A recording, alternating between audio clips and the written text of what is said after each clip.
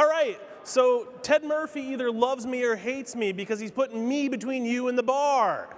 Not a good place to go. But I heard, I don't know if this is true, maybe I'll get in trouble, I heard there's another laptop giveaway. When am I done? Is that true? No. Oh, no? Oh, well, so stick around, all right? Now, I get the joke. I'm talking about live like nobody is watching.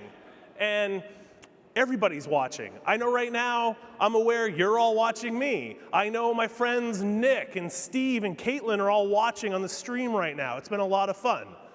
And you've been told a lot of different things today. We've talked about, and it's so loud back there, it's crazy. They're having fun already. Shh, hey, shh. No one said it all weekend. I've been wanting to, so I'm gonna say it, all right?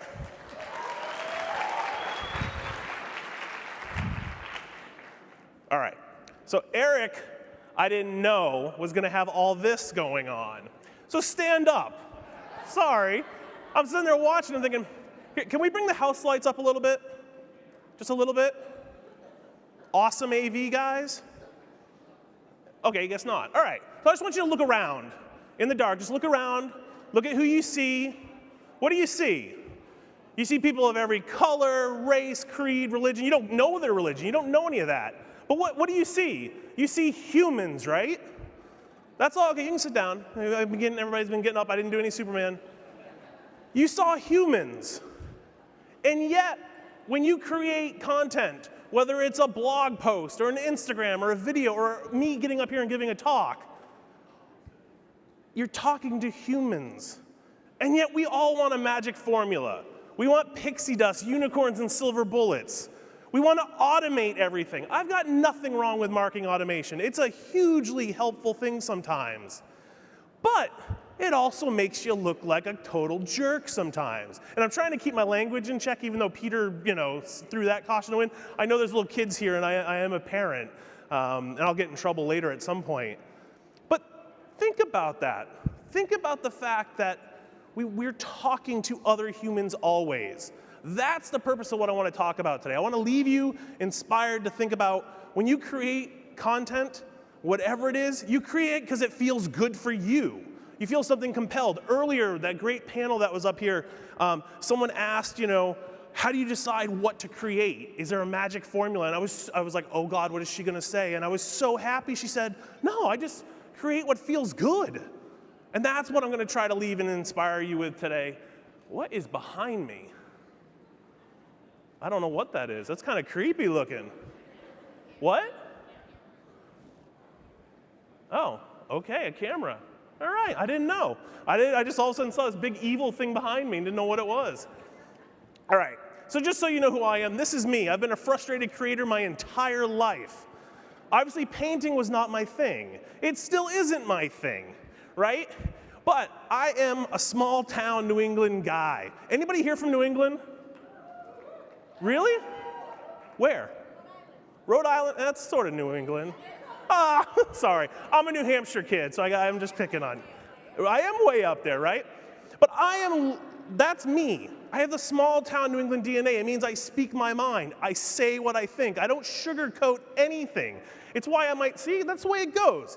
But online, everybody thinks you have to have this persona, right? And you gotta be, I'll never forget in the early days, I've been doing this a long, long time, and in the early days, people would meet me and be like, oh, Cece, you're exactly like the guy I thought you were online. And I was like, well, what were you expecting? Of course I am what I say I am.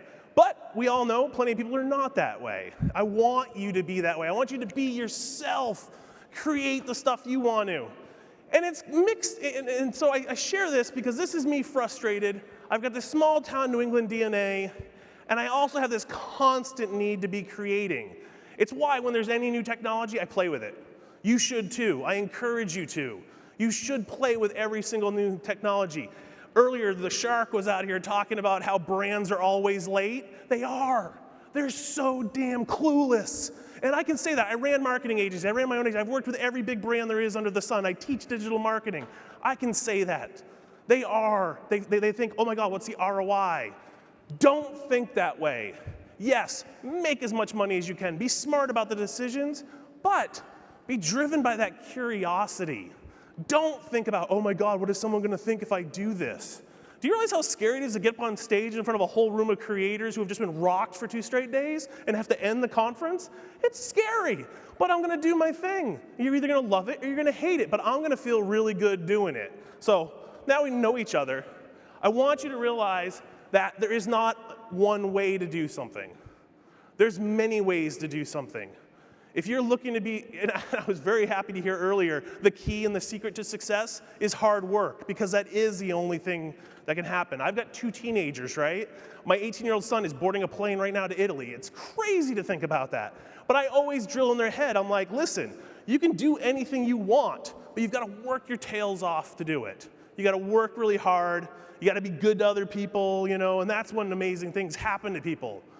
And I was really worried. Now, you got to understand, we all put together our presentations before we get here. We're not sure what we're going to hear. And I was genuinely worried there was going to be lots of sessions about, you must do this, the top 10 ways to be a successful influencer.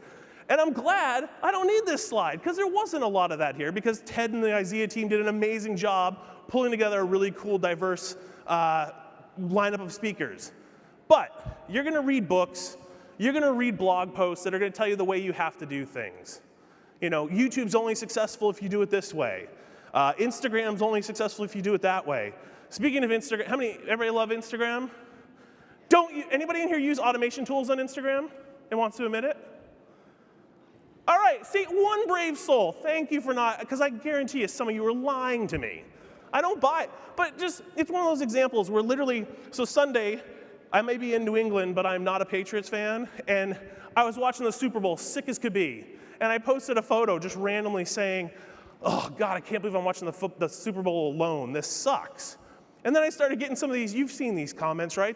Hey, nice feed, or thumbs up, or keep up the great work. And I'm just like, you douchebags, what kind of, it's so automated, and I've started calling them out now. I've started responding to them, because Instagram makes a reply nice and easy. I'm like, reply. Hey, douchebag, I'm sick. Why are you doing this? And it's funny, because I looked just before I came on stage, only one person has deleted the comment. The other 5 or 6 of them were all on board. They're all like not saying anything. They're ignoring it. Because someone told them they had to, oh, that's pretty. Oh, these are my pictures. Now I get what's going on. Sorry. These are my pretty pictures. Okay. Earlier, I still don't know what that one was, but that's one of my photos. Cool. See, I can't see that from here. That's why I had to turn around and look.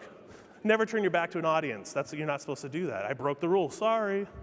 But I just think too often creators get stuck in this thing that they feel there's only one way to do something. They see the success that somebody has, and they think, oh, how do I do that? These are weird pictures. I wish I had known how they were going to be used. Ted's like, hey, CC, you're great for all the pictures in my presentation or my own photos. And he's like, just send me 30 photos or something. We'll use them as a background. That ballerina picture looks really weird like that with the logo on it. Cool. All right, just throw me off my game. It's good. We'll keep rolling. But just don't think that way. Look at people. Be inspired by them. Pick your favorite YouTuber or your favorite Instagrammer or favorite whatever. Be inspired by them. Learn from them. Look at what they do, but don't think that the way that he or she made their success is going to work for you. Earlier, the guy with the beatbox, how awesome was he? I don't know, oh, you're right there, man. Dude, that was awesome. That was so damn good.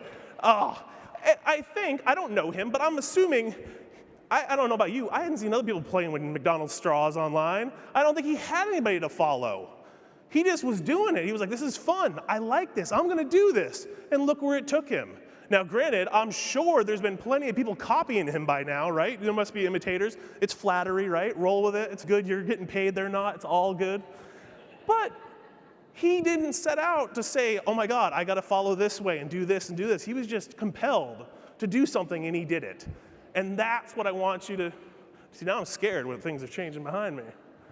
All right. I love you, Ted. That was awkward. It's a special kind of love. Here's the other thing. If you take anything away, take this. Stop creating for the algorithms. Facebook, Instagram, we all know how to game the system, right?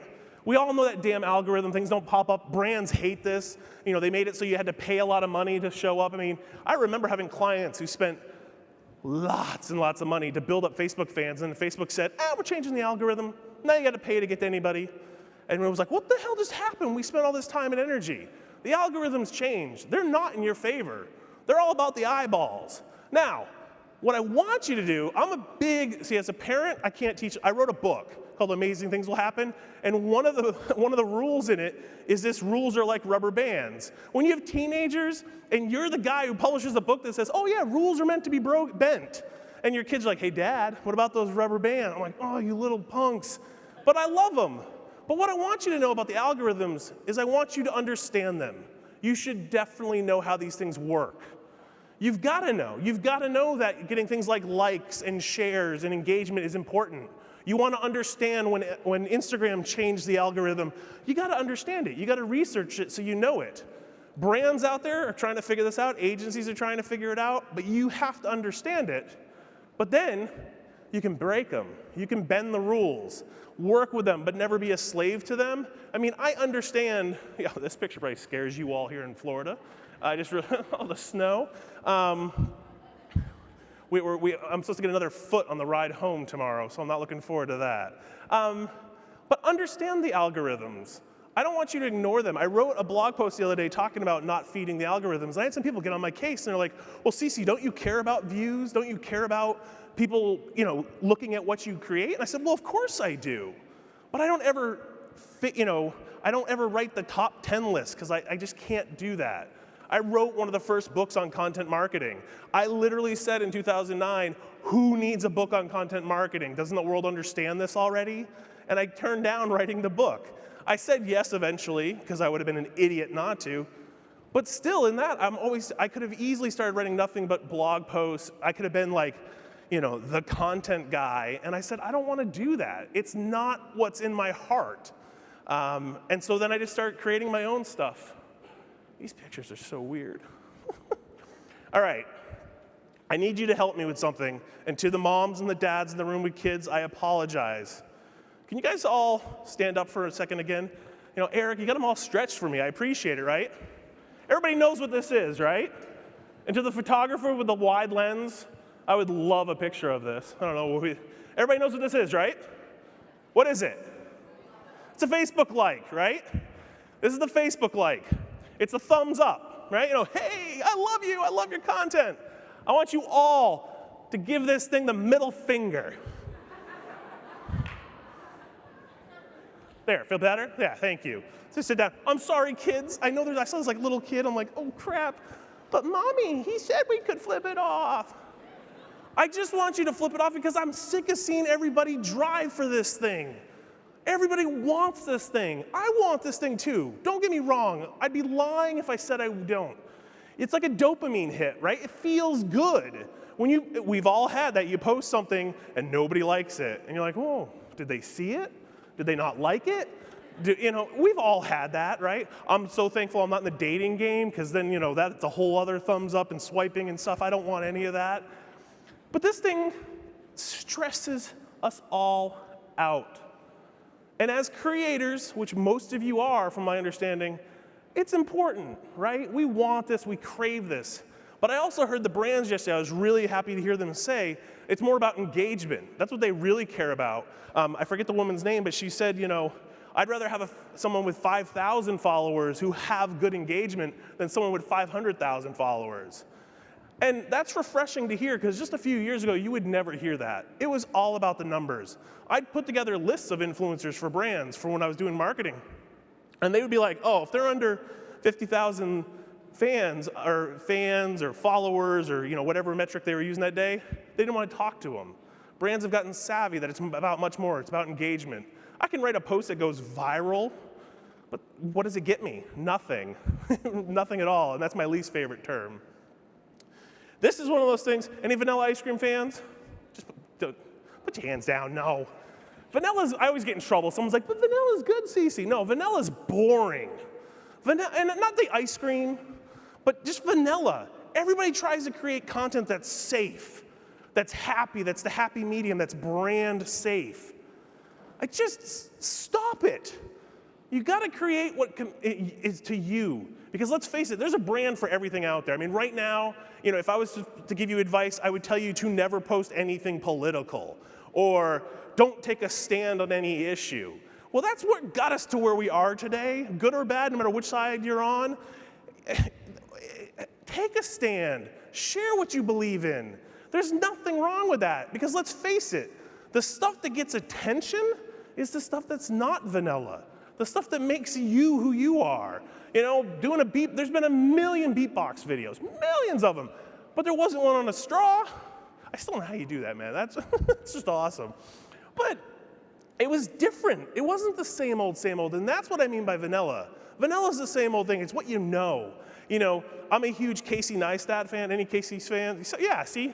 You either know who Casey is or you're like, who the hell is that? I love it. I teach marketing and my kids don't know who he is at all. I'm a huge Casey Neistat fan. If you've never heard of him and you're going, who is this?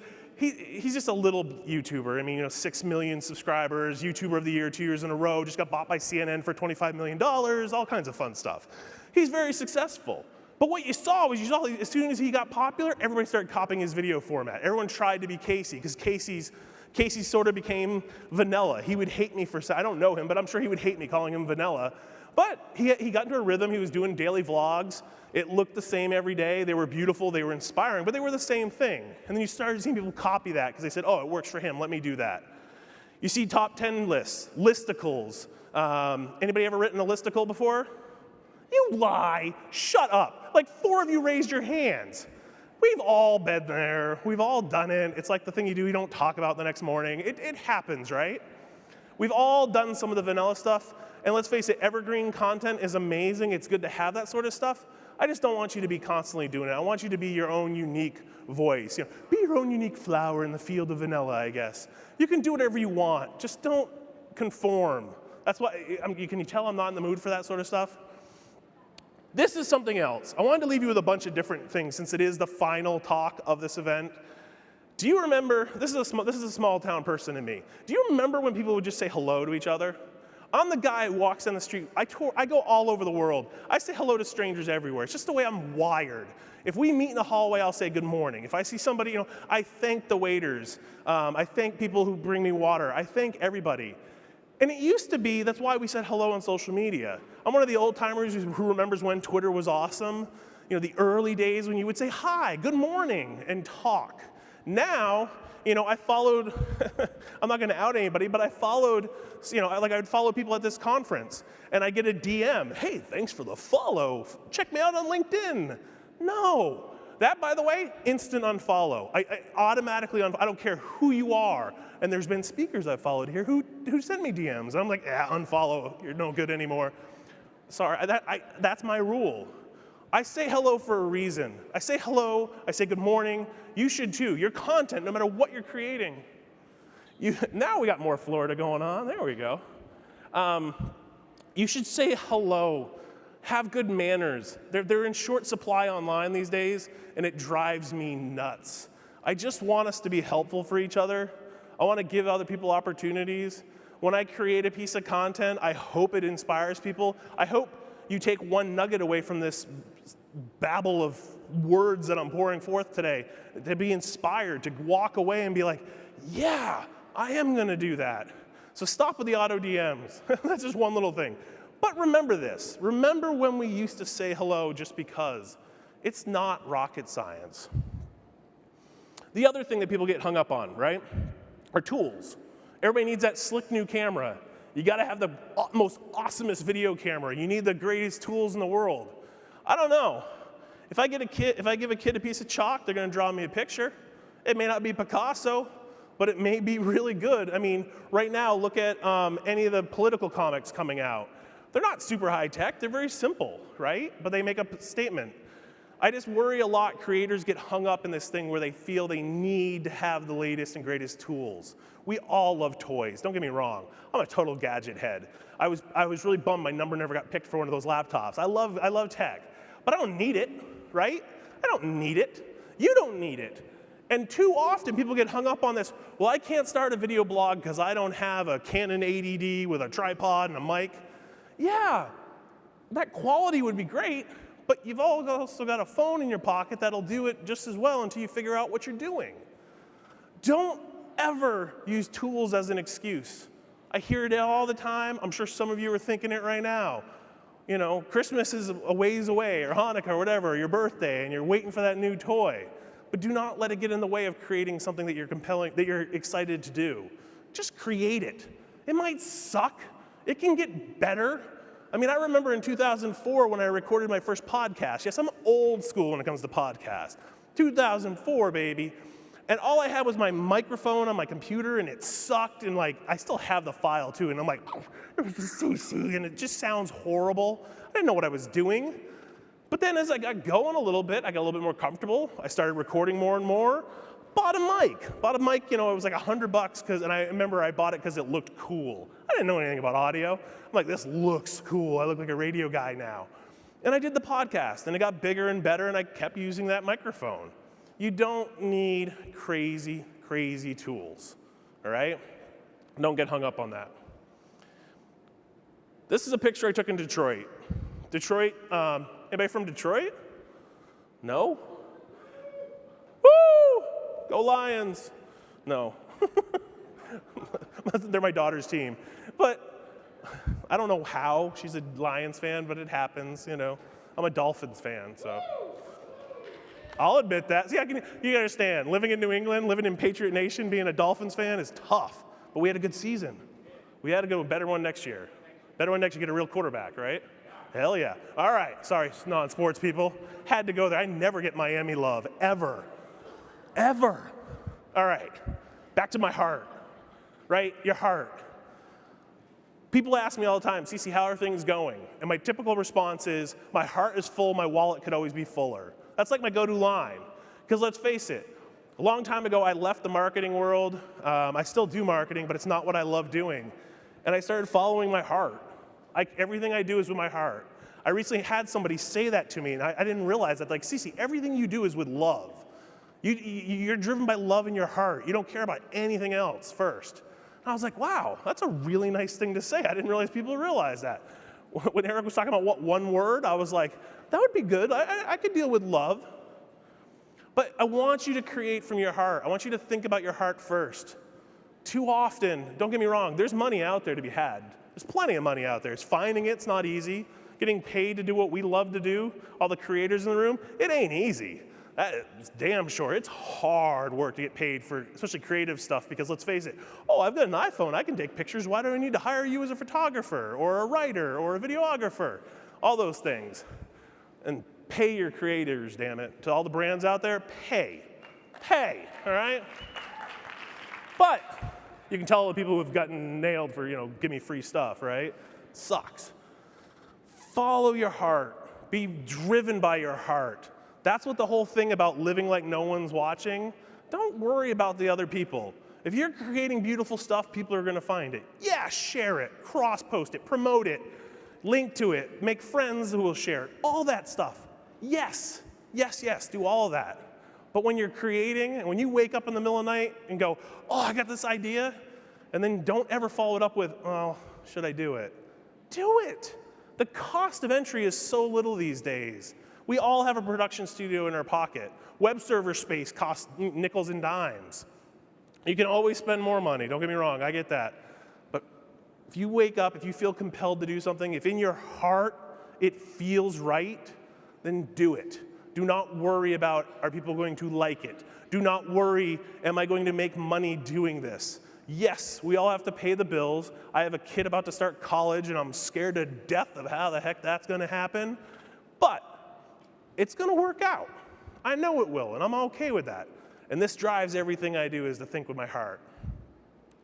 Also, along with that, do not wait for permission. This is actually painted inside a buddy of mine's bus. They run this company called Misfit Incorporated. Coolest company ever. AJ and Melissa Leon. And they bought this old bus, and they painted all these inspirations all over the inside of it. It's like this old white school bus. And this is right over the driver's seat, and it says, don't wait for permission. And I think it's perfect advice. I'm one of those, beg for forgiveness, don't ask for permission sort of guys. Don't wait for someone to tell you you can do something. You can be the best at whatever you want to be. You can get right out there and say it right now. I got the best damn cooking show on YouTube. Well, take me on? I can't say that. I don't have one. You can do it. You can create content. You can create stuff, and you don't have to have permission from anybody. We used to have gatekeepers. You used to have to, I used to have to get a publishing deal to write a new book. Now I can go self-publish tomorrow as long as I write the book. I still got to do the work. And let me tell you, anybody who wants to write a book, a little secret about book writing, by the way, is you're going to work just as hard self-publishing as you are with a publisher. Don't get me wrong, I love my publisher, and they're going to hate me, but it's true. They put me on bookstore shelves. I love them for that, but I still have to market it and pimp it as hard as anything else. So don't think I know a lot of people are like, oh, I want to be an author. It's awesome, don't get me wrong. There's nothing cooler than somebody finding your book in another language and taking a picture of it. The first time I saw my book from a woman in Saudi Arabia with the Arabic translation of my book, I nearly cried. I was like, oh my gosh, I wrote a silly book and she's reading it in Saudi Arabia. That's amazing. I didn't wait for permission. I mean, I was the guy who followed up my content marketing, hugely successful book with an inspirational leadership, motivational book. That's not how business works. That was a stupid business decision, but I followed my heart. I didn't wait for permission. Any Gaping Void fans in the room? Nobody, wait, does nobody know Hugh?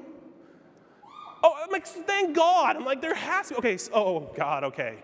All right, well, then we'll get a little history lesson here. Hugh McLeod, at Gaping Void.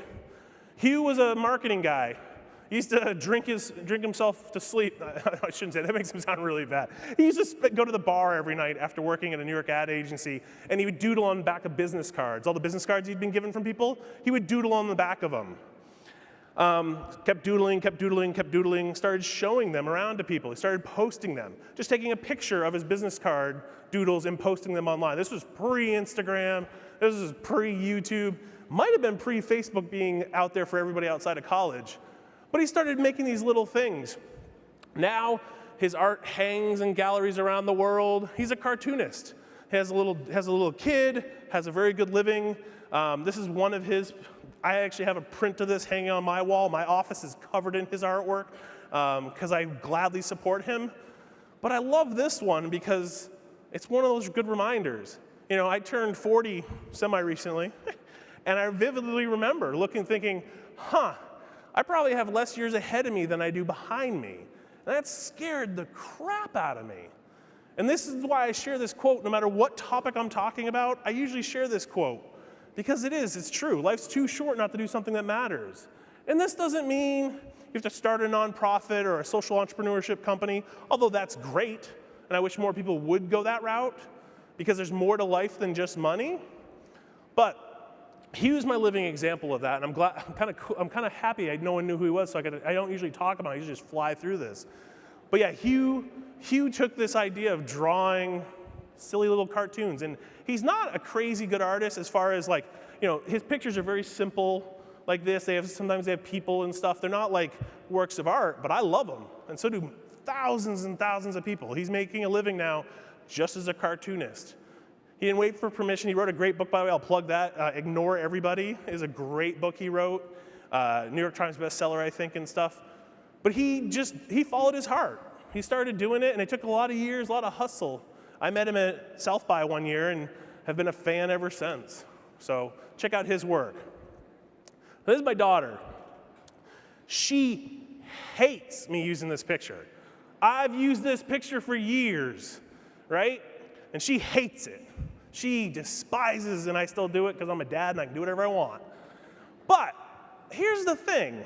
So Emily is an amazing little girl. And this picture, I had to look because I was curious. She was about 8 years old when I took this picture. And usually when I talk about her in this picture, I talk about the fact that I hate the fact that as we get older, we're scared to have fun. We're scared to be different. We're scared not to be normal.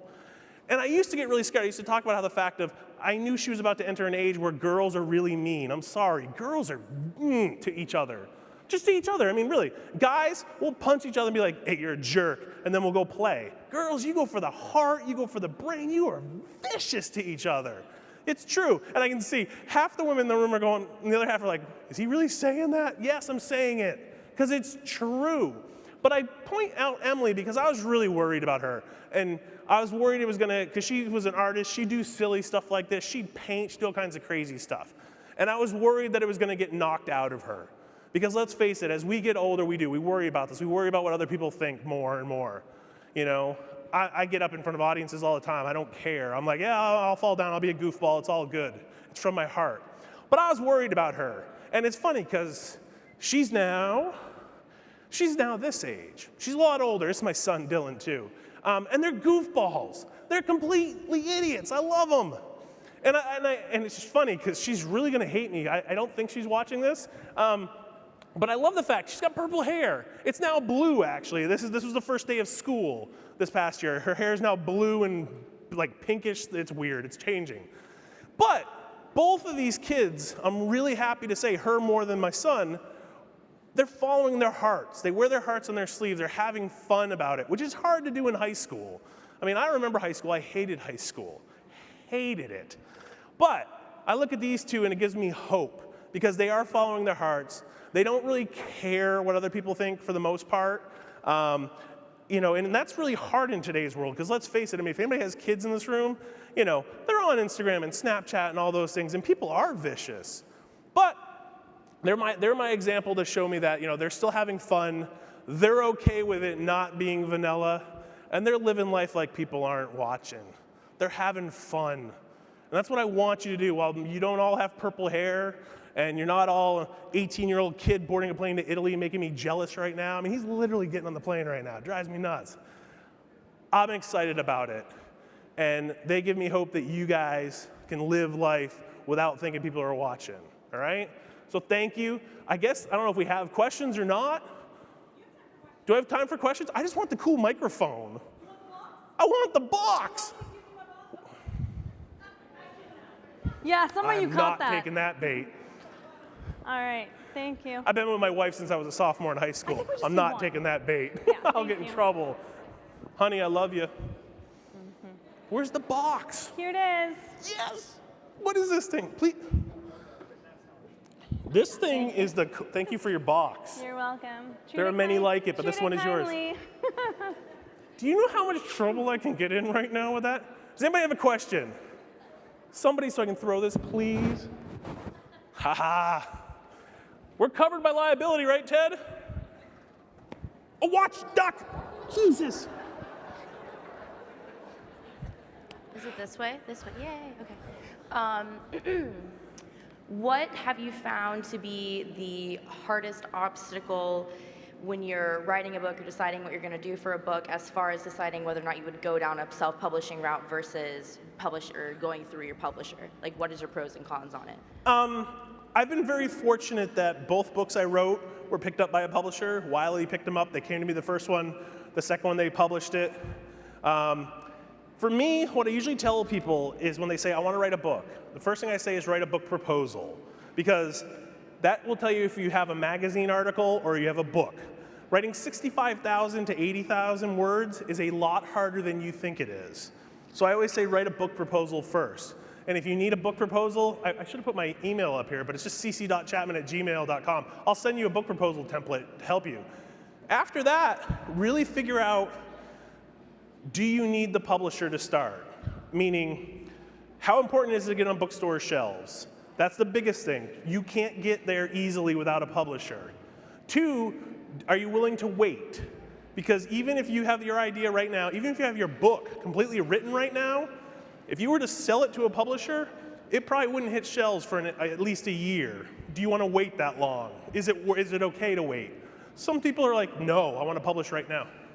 Now we get the house slides. If you want to wait or not, that's the other way. And then the thing I would tell you too is there's nothing wrong with shopping it around.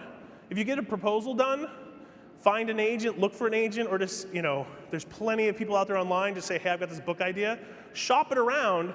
Worst case, they say no, and then you can self-publish. Best case, you get a publisher. Working with publishers are great. I love working with publishers. I've had a very good experience with mine. But at the same time, I did self-publish one book. I always forget about it because it was such a quick little thing. We had this idea. My buddy's like, hey, let's write this book. 101 video tips. Boom, there we go. Published a book. It was on Amazon within a week.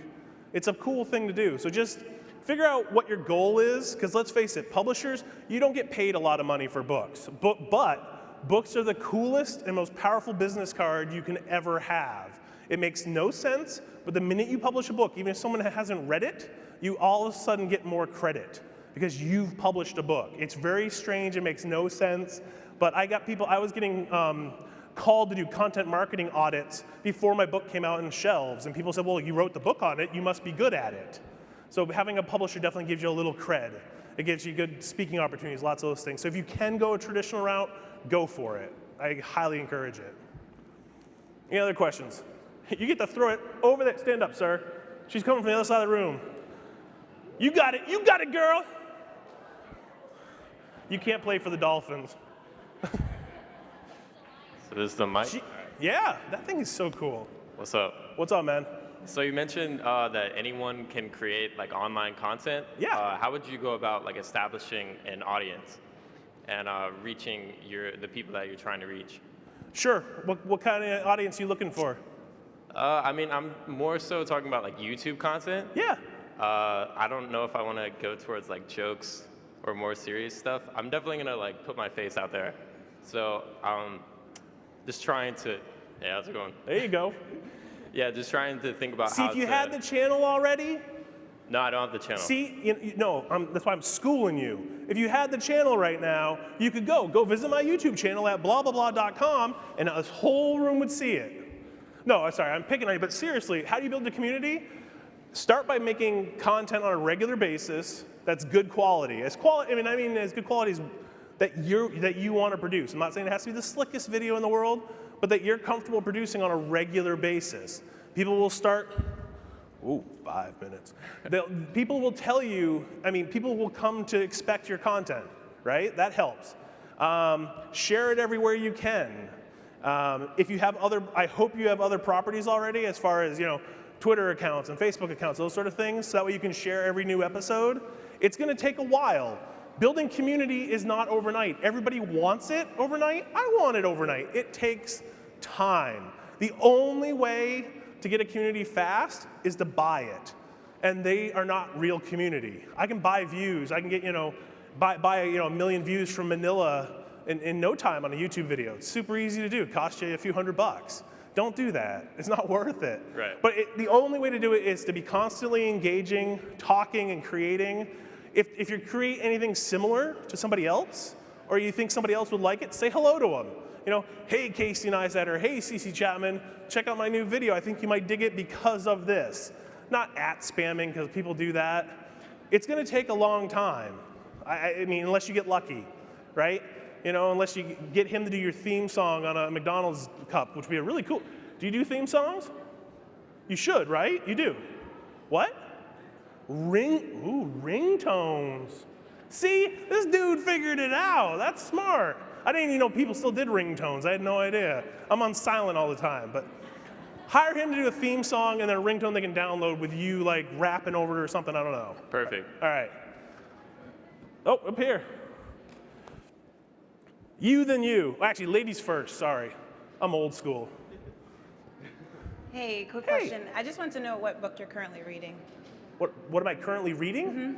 I am currently reading the Book of Joy. Okay. Book of Joy, it's a fantastic book. It's the Dalai Lama and Archbishop Tutu, and they sat down for a week at the Dalai Lama's house and talked about joy. And it's a really powerful, I always go fiction, nonfiction, and I'm trying to finish that book because I have a fiction book I really want to read, but it's a fantastic book on joy and sadness. Yeah. Oh, no, sorry, behind you. Then you'll go back to you. We'll hang in this cord. He's like, I already gave it away once. Mic check, mic check. Yeah. Okay. So I just want to say thank you for this talk. You're welcome. First of all. And so you were mentioning a little bit about, being vanilla and not being vanilla. So what would you say, helped you and your children to be your own unique flavor? Ooh. For me, it's just the way I am, and it makes no sense because my dad's a blue-collar, he's a forester in New Hampshire, so I am not, there's nothing in my DNA that makes any sense why I'm this way. They shake my head. If they're watching right now, they're like, why does CC do that?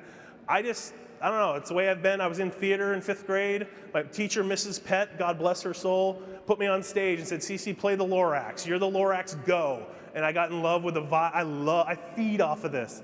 My kids, I think it's because we've always told them. We've told them from day one, do whatever you want. We weren't the parents that said, no, don't go climb that tree, you're gonna get hurt. We were like, yeah, go for it. And when they fell, we cleaned them up and hugged them and kissed them and told them we love them.